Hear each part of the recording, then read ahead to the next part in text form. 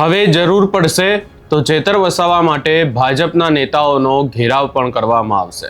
આ શબ્દો છે દાહોદના આમ આદમી પાર્ટીના નેતાઓના અને હવે ચેતર વસાવાને લઈને શું સવાલો ઊભા થઈ રહ્યા છે એની વિગતે ચર્ચા કરીશું। નમસ્કાર, હું છું ઉજ્જવલ અને આપ જોઈ રહ્યા છો નિર્ભય ન્યૂઝ।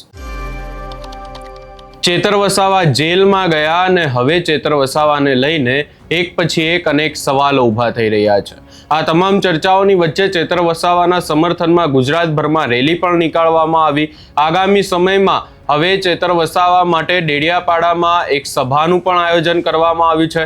આદિવાસી સમાજના લોકો એ સભામાં આવશે, પરંતુ એના પહેલા હવે આમ આદમી પાર્ટીના નેતાઓની મુશ્કેલીઓ વધી છે અને આમ આદમી પાર્ટીના અન્ય 4 નેતાઓની ધરપકડ ઝઘડિયા જીઆઈડીસીનો જે આખો મામલો હતો એમાં કરવામાં આવી છે। આ તમામ ચર્ચાઓની વચ્ચે હવે આમ આદમી પાર્ટીના નેતાઓ શું કહી રહ્યા છે એ પણ સાંભળી લઈએ।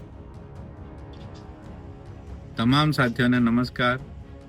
મિત્રો, આજે ગુજરાતમાં એક જ નામની ચર્ચા થઈ રહી છે ને ચેતર વસાવા છે, જે ત્યાંની કોર્ટે જજમેન્ટ આપ્યું છે અને એ જજમેન્ટ એકદમ હળહળતું ખોટું છે। તમે ઘરે બેઠા વિચારજો કે એમને સજા થઈ છે અને એ ફાયરિંગનો કેસ અને ખંડણીનો કેસ પણ એને મૂકવામાં આવ્યો છે, પણ કોઈ 9 જણાએ ફાયરિંગ નથી કર્યું, 9 જણાએ ખંડણી નથી કરી। તો આ કઈ રીતેનું જજમેન્ટ છે? હવે તો મને લાગે છે કે આ ન્યાયપાલિકા પરથી પણ જનતાનો વિશ્વાસ ઉઠી જવાનો છે, કારણ કે આવો કોઈ પણ પ્રકારનો જે કેસ હોય એમાં દરેકનો જુદા જુદી સજા થતી હોય, તો ખંડણી અને ફાયરિંગ કોઈએ કર્યું જ નથી, છતાંય કદાચ લગાવ્યું તો બધાને નથી લાગતું। તો આ હળહળતો ખોટો કેસ છે। મારી જનતાને પણ અપીલ છે કે જો આવી જ રીતે ચાલ્યું તો તમારે તમામ યુવાઓએ જાગૃત બનવું પડશે અને આ ચાલુ ધારાસભ્ય હોય, ચાલુ સંસદ સભ્ય હોય કે મુખ્યમંત્રી હોય, જ્યાં પણ દેખાય ત્યાં એમનો ઘેરાવો કરવાની જરૂર પડવાની છે। જો એમને હાઈકોર્ટમાં જામીન ના મળે તો આ પગલાં આપણે ભરવા પડશે। દરેક યુવાઓએ જાગૃત બનીને આ સરકારને જાકારો પણ આપવો પડશે અને એમને આંદોલન દ્વારા એમના ઘરોમાં પણ ઘેરાવો કરવો પડશે, એવી મારી આપ જનતાને વિનંતી છે। તમામ સાથીઓને નમસ્કાર।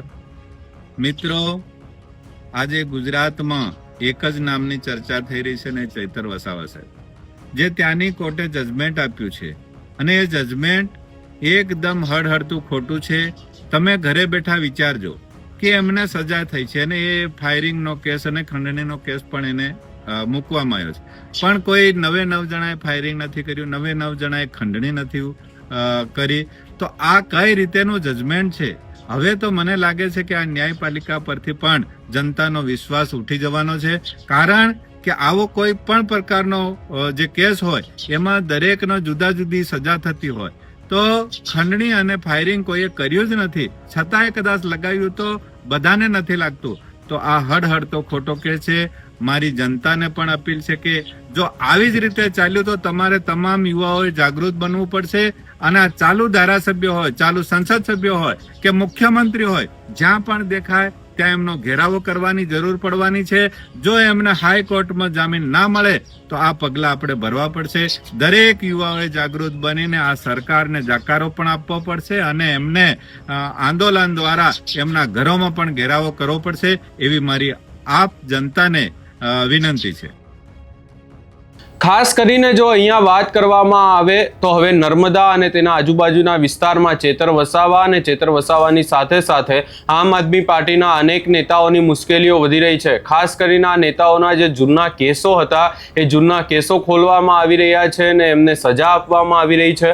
આ તમામ બાબતોને લઈને આમ આદમી પાર્ટી દ્વારા વિરોધ પણ કરવામાં આવ્યો, પરંતુ સૌથી મોટો સવાલ અહીંયા એ જ છે કે હવે ચેતર વસાવા જેલની બહાર આવે તો જ આ તમામ બાબતોનો ક્યાંક ને ક્યાંક આવી શકે છે। જો ચેતર વસાવા બહાર આવશે ત્યારબાદ ચેતર વસાવા એમના સાથીઓને પણ જેલની બહાર લાવી શકે છે, પરંતુ એના પહેલા ચેતર વસાવાનું જેલની બહાર હોવું એ આમ આદમી પાર્ટી માટે અને આદિવાસી સમાજ માટે હવે ખૂબ જ મહત્વપૂર્ણ થઈ ગયું છે।